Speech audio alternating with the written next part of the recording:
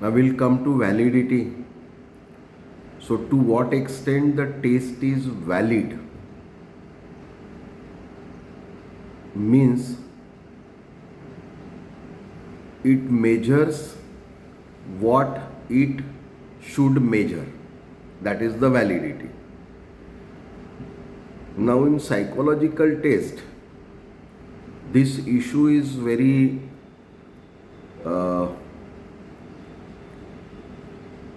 debating and inviting to many differences of opinion, because most of the psychological construct are intangible. You cannot see this. If you want to measure a distance and if you have a scale, so you can see measurement of a distance by a scale. But if you have a test of intelligence and you are measuring intelligence, so you cannot see where that intelligence is. And that is why there are many more validities refer in book, or it is referred by psychologists.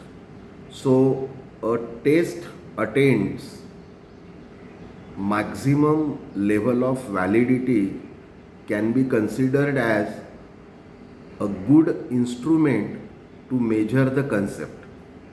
I will take example of intelligence, aggression, neuroticism to explain these aspects. For a long time, for me also, it was always or many times it was confusing me. But now, going through it few more times, I could accumulate my ideas of understanding this validity, different types of validity. Now, there are 6 types of validity, and in few places there are sub aspect of one like criteria related validity. The criteria related validity is also of 2 types. So we'll try to understand and distinguish between these terms. Since validity is a common term attached to every concept,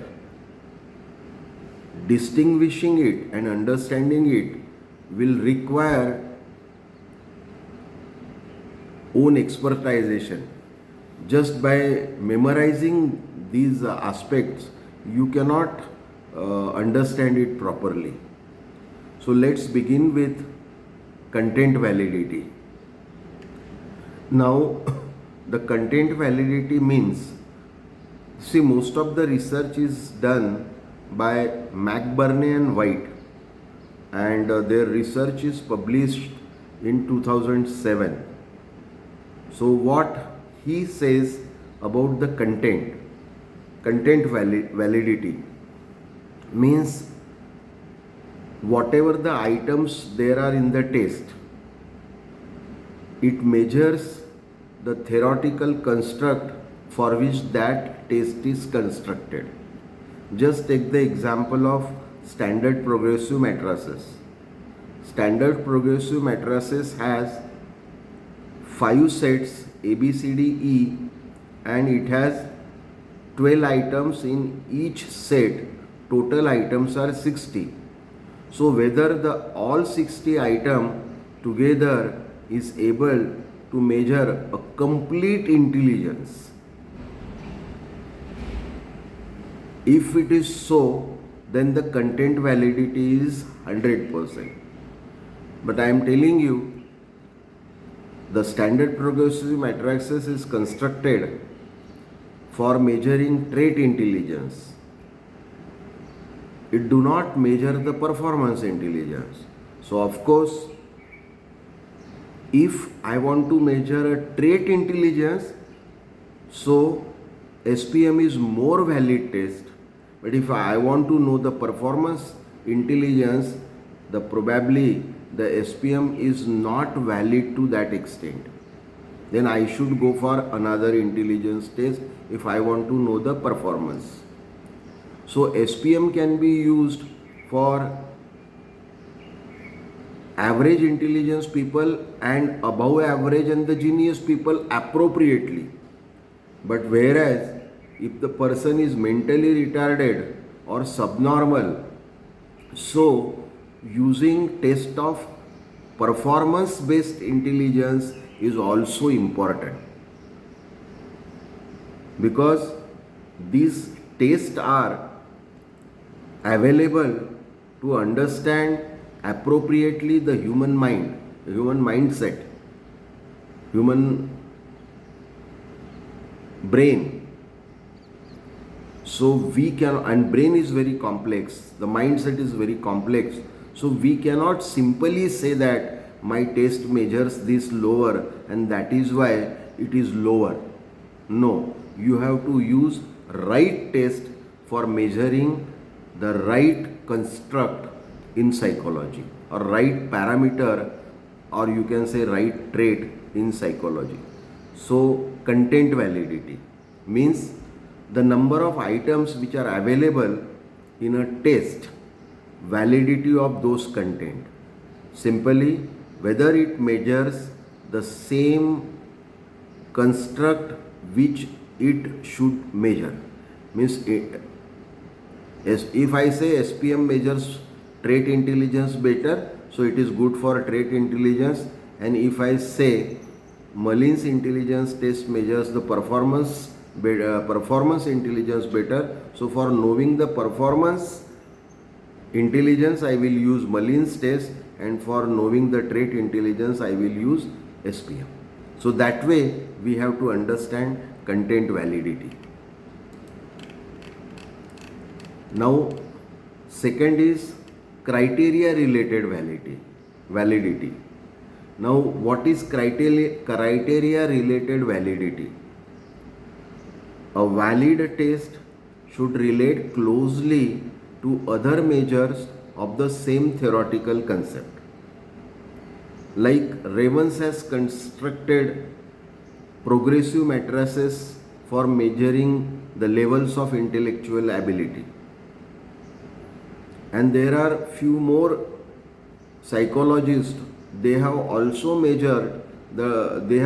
constructed a test of measuring the intelligence. Now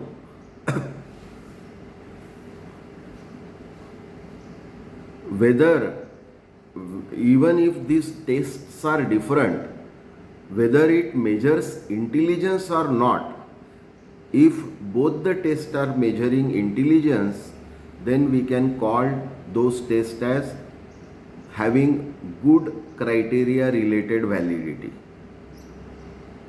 Means to the extent of, or the degree is higher as far as criteria of that parameter is concerned. Now there are two type of criteria related validity. One is concurrent validity. I just take the example, I am taking ADSS, anxiety, stress, depression scale, and the person is sitting in front of me. He is telling you many symptoms. He is saying you that I am continuously feeling dull, I am not at all interested to do any kind of job, I am just sitting idle, I don't feel to eat, I don't want to go anywhere, I don't want to talk to anybody, because I am fearful about the person who is coming and talking to me. Now these are the symptoms of somewhat depression, a moderate or mild level of depression. Now ADSS is measuring anxiety, stress and depression. If concurrent validity of ADSS is very high. So definitely the test will show higher depression score, then it will show anxiety or stress score lower than the depression. Means you are able to see that your client is showing the symptom or telling you the symptoms, and if you use the test to measure, your test is showing something else, so that is not a concurrent validity. It means, in other words, the symptom shown by the client should match with the test result. I am measuring the intelligence of a person who is highly genius, and that is explained by his academic score.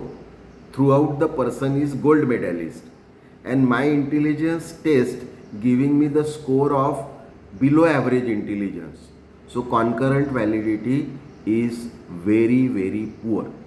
But if my test is giving higher score, as at least 100 IQ above 130, means because it is matching with the academic achievement of the person, the concurrent validity is very high.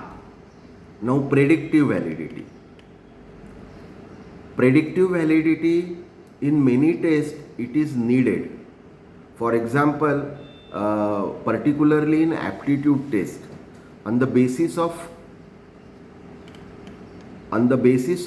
testing, we predict about that in which career the person is suitable. So if I am taking an aptitude test and I have seen that the person is good in mechanical and abstract reasoning, the person is good in space relationship, and at the same time I have tested his I have taken his vocabulary test or reasoning test on concept of the science, particularly biology, and he is found poor. Scientific vocabulary test results are poor. Scientific reasoning test results are poor. So it means, what is the meaning? The person can be a good engineer and the person cannot be a good doctor. So that is predicted. But actually when that person goes to MBBS, he becomes a good doctor, and then there is no predictive validity of such tests. So opposite of it, if you have predicted that person is having the good mechanical ability, good abstract ability, good space relationship, so he can become a very good engineer. And actually when he becomes a very good engineer, it means that your predictive validity is very high. Now this is about criteria. So first we understood about content. Content means the items included in the test. Criteria means predicting about present situation of your client and predicting about the future results, matching with the future results of your client. Now third one is the construct validity. Now construct validity is defined as the property of a test that the measurement actually measures the construct they are designed to measure. Now what is the meaning of a construct? That you have to understand first. The construct means mostly a psychological construct. Like we have some symptoms for autism. The person is late learner, the person is not social, the person cannot talk to you by matching your eyes to eyes talk. The person always keep his eyes down. The person has his own language of understanding many things. He don't understand the language of parent, he don't understand the language of teacher properly, or whatever is taught to him, when it enters into his brain, he narrate it, he process it in a different manner than a normal person. These are all symptoms of autism. Now, autism is a construct, and there are many more symptoms given in a recently published DSM 5. So, now I have a test of measuring autism. So, when more number of symptoms will be seen in a person, my test should give higher score on the autism. Means the construct of autism is defined by some authority in a DSM 5. My test results are also coming accordingly. That is called as matching of construct and the test result. The validity is said as the construct validity. Now, theoretically, it is written here, the test should actually measure whatever theoretical construct is supposedly test and not something else. Meaning, if the test is of autism and high level of autism symptoms are there in the person, then the score should be high on autism, and it should not be, the score should not also tell me about the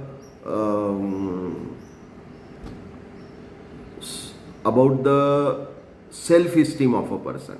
Self-esteem is totally unrelated concept to autism.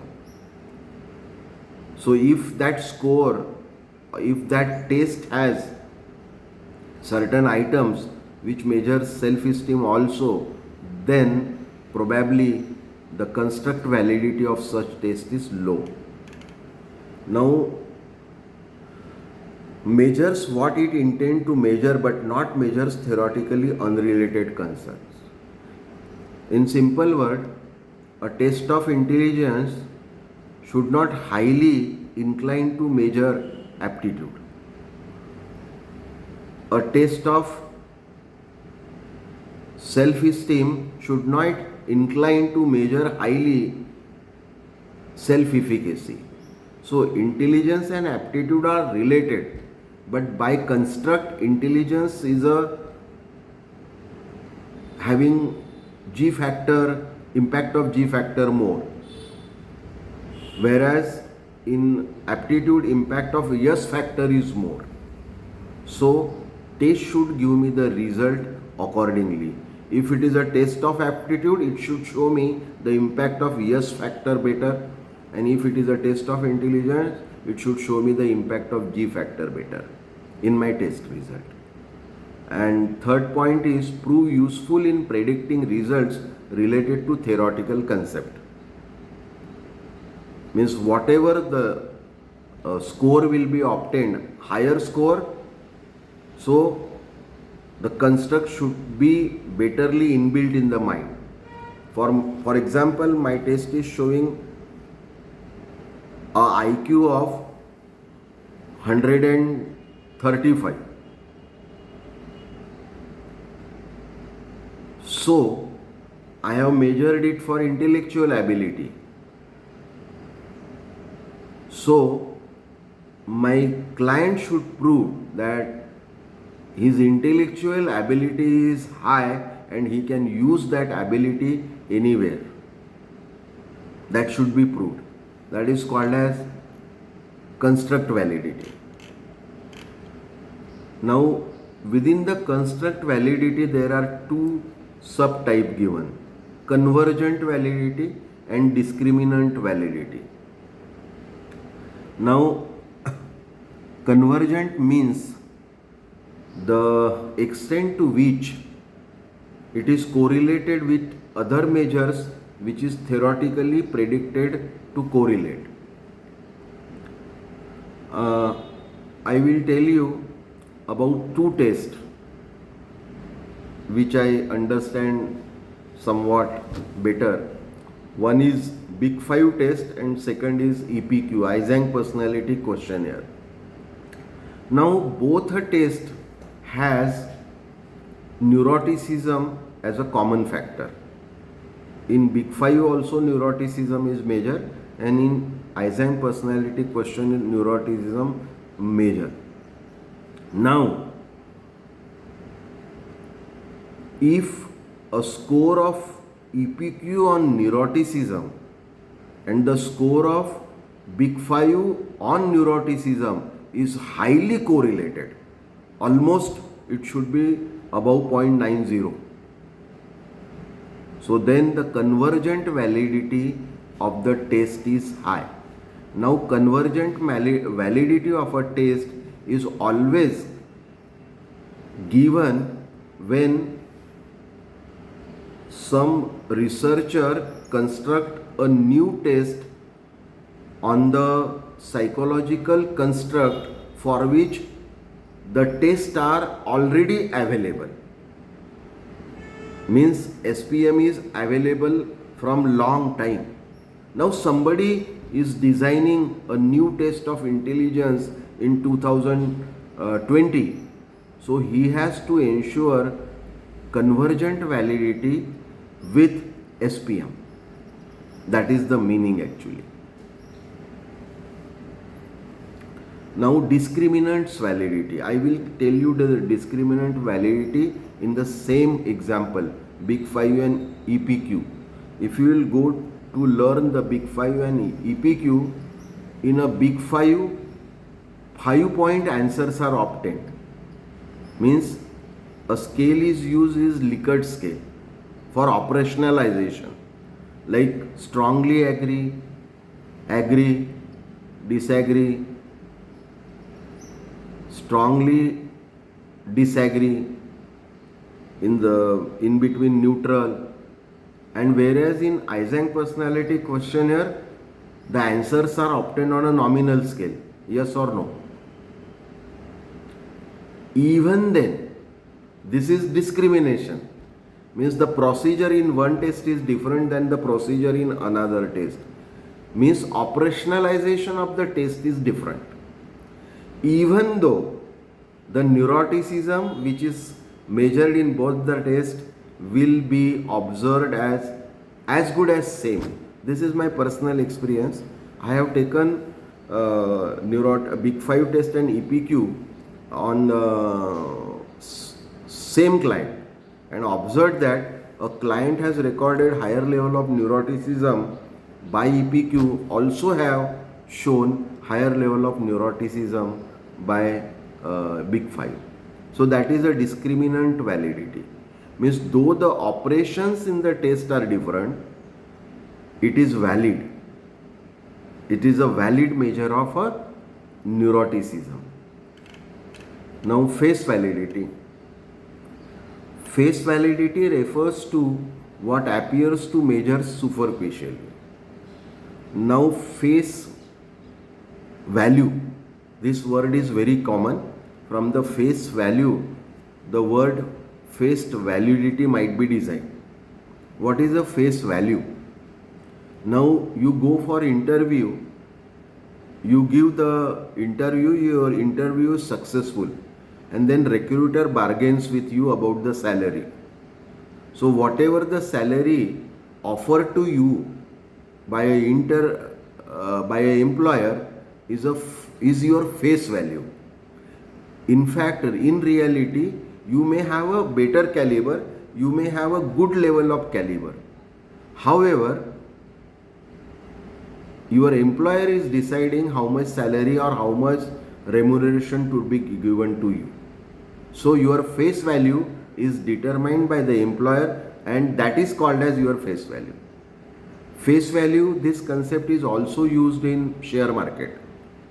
When any share is launched, normally the face value is either 100 rupees, and nowadays it is um, 10 rupees, and in rarer cases it can be 1 rupee also, but face value of 10 rupees is common. If you become a member of any cooperative, so you have to buy, cooperative bank, you have to buy a share of 1000 rupees. So 1000 rupees is a single unit of the value of that entire cooperative bank. That is called as face value. Now from the face value you have to understand the face validity. Face validity refers to what appears to measure superficially. Now what it means? Superficially means what? Actually, I will give you here the example of a big depression inventory. I am not exactly remembering the content, but I will give the example. Now, big depression inventory is constructed for measuring the depression. Now, there are, I think, more than 30 numbers of statement in it. Now, how those statements are designed, I will just take one example. I may feel depressed. That is one statement. I feel depressed. That is second statement. I am depressed. That is third statement. I am highly depressed. So it is assumed that the person understands the meaning of depression, and these four statements are constructed, and the person is asked to tick mark which is applicable. So all four statement has a face value. From the statement you understand what is asked. It is asked about the depression. So you will mention, if you are highly depressed, so you will tick highly depressed. If you only feel that you are depressed, so you will tick only I feel I am depressed. So the statement itself has a face value. But in many of the psychological measurement, the face value is not easily reflected in a test, because sometimes it is not necessary that the person who is appearing to give the test must understand what is measured. Particularly in many intelligence tests, general intelligence test, person cannot understand what is measured. A sharp person can sometimes understand, but normally on an average people cannot understand. So that is the face value, face validity. Now internal validity is the fifth concept. Internal validity is the most fundamental type of validity because it concerns the logic of the relationship between the independent variable and dependent variable. Now, internal validity is important in research, mainly in research. A test should be internally valid. Now, this type of validity is an estimate of the degree to which inferences about the causal relationship can be drawn based on measures employed and research design. Means internal validity of a test is important for in research. Now I will try to explain in a simple term.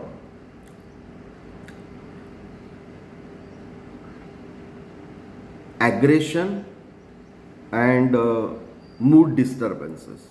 These are the two phenomena. Now I am searching impact of aggression level on amount of mood disturbed. Okay, so what is my assumption? High will be the aggression, the amount of mood disturbance should be very high. If aggression is low, so amount of mood disturbance should be low. That is my normal assumption. Now, entire items which are available in the test in which you are measuring the aggression, those items must coincide with producing the result which will show you that if higher level of aggression is there, the mood disturbances, amount of the mood disturbances is also high. That is a internal validity. Means the test should be able to predict a causal relationship. One more example I can give you here. In book examples are not given, so that is why it is difficult to understand. One more example: impulsiveness and aggression are correlated, having a relationship with each other. So person is high on aggression and the person is high on impulsiveness.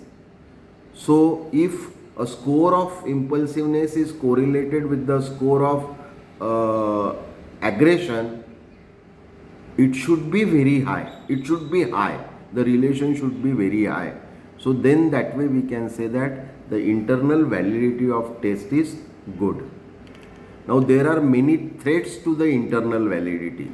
Means when the internal validity will be proved bad, when the internal validity will be out of record or outdated, or internal validity is useless.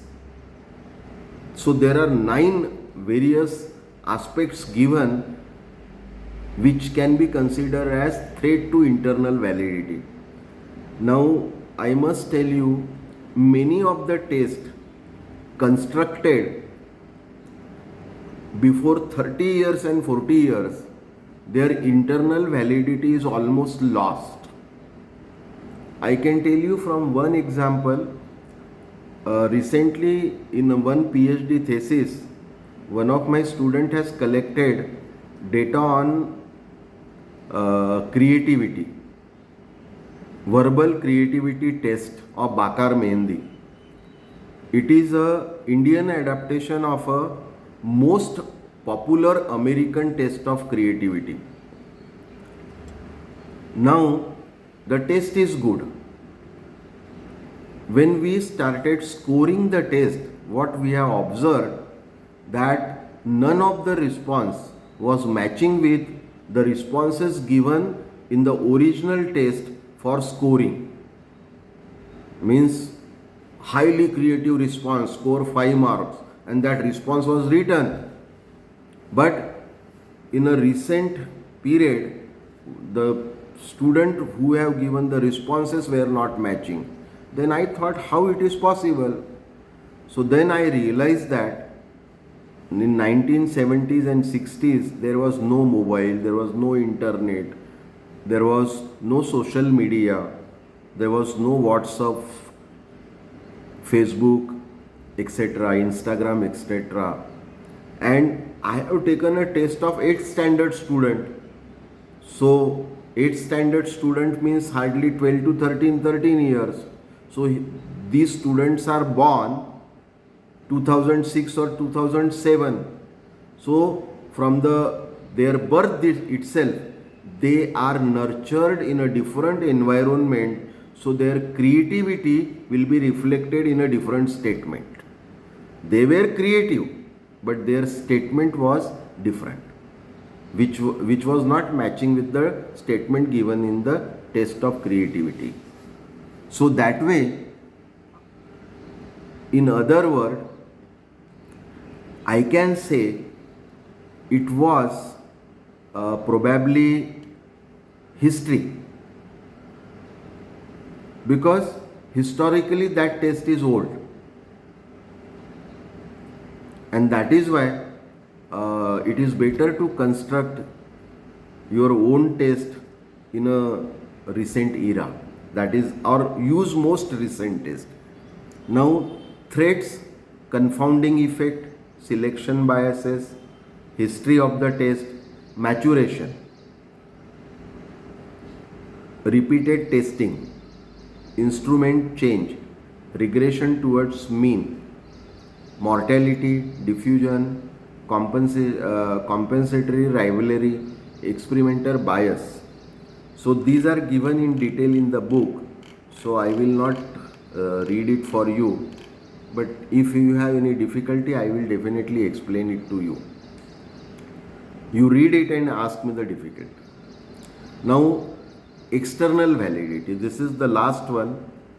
That is, external validity concern whether the results of the research can be generalized to another situation, different subject setting and time also. It is simple to understand. A test which is used in America, can that test will be used in India? The test which is used for Delhi student, Delhi school student, can it be used for Nagpur based student?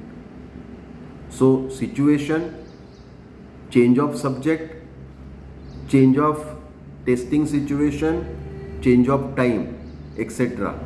So if a test is found more relevant, more valid, whether the sample is from Delhi or Nagpur does not affect the test result.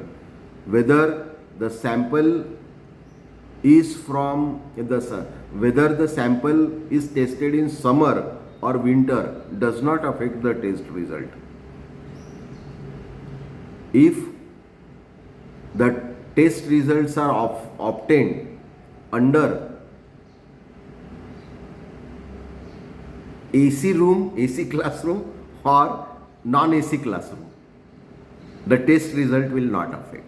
So such validity is called as external validity.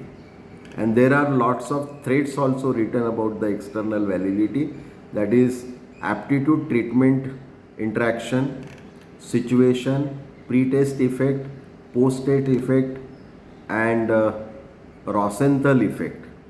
You read this because understanding this effect, I don't want to make you more confused. Because understanding this 6 type of validity is itself a big confusion in mind. So you read first all these aspects and then come back to me. I will explain it to you. Now